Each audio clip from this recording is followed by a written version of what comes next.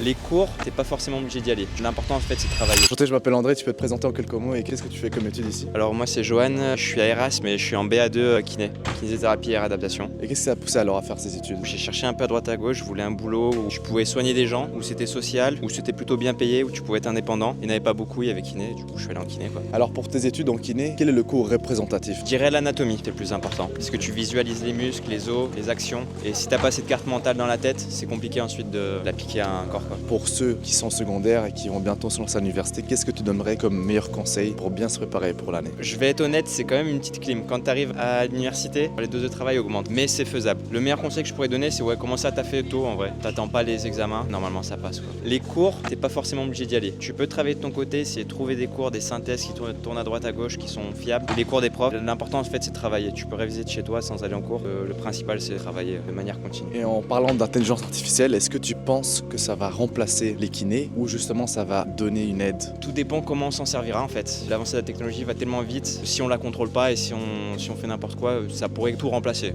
Mais voilà, la frontière est assez floue à trouver pour penser qu'on commence à tomber dans la dépendance de l'IA et pas quoi.